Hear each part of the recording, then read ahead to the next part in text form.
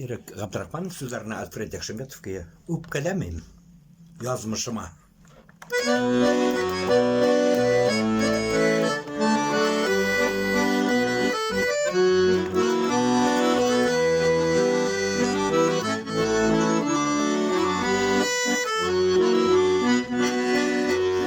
Elle yazmış, elle yalgış, aman hayıra almayın. Durmuştur hatalardan, yalgışlara şahatlayın.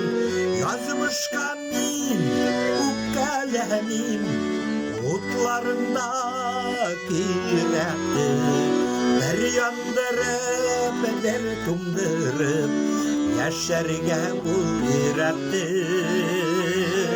Sandır almaz mini hazır, karıştırmış cinleri.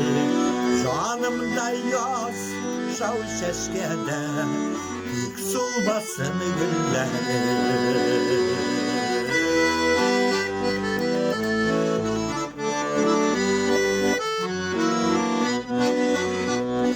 Boysunumda sırda bir bim, canımda salışka.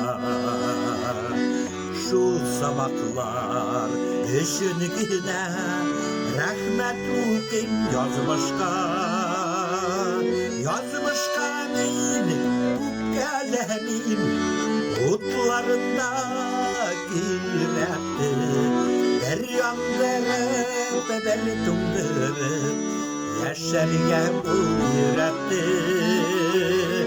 Sandır almaz mini hazır, karıştırmış yilleri.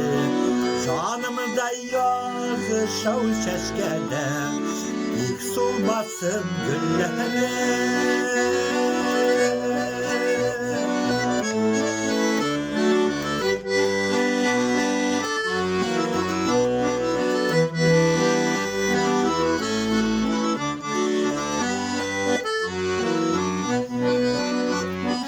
Şınıktırdı utla kumer, tozlu sularga saldı.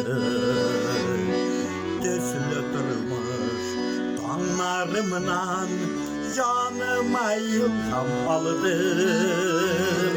Yazmış kamin bu kalemin, utlarındaki renkti. Bir yandırıp, bir tumdırıp, yaşarga uyrattı.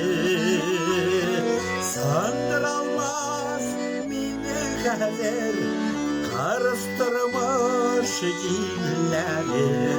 Canımda yaz şav şeşekte, ilk solmasın gülleri. Sandır almaz mini hazır, karıştırmış cilleri. Canımda yaz şav şeşekte, ilk solmasın gülleri. Canımda yaz şav şeşekte, ilk solmasın gülleri. İlk solmasın gülleri.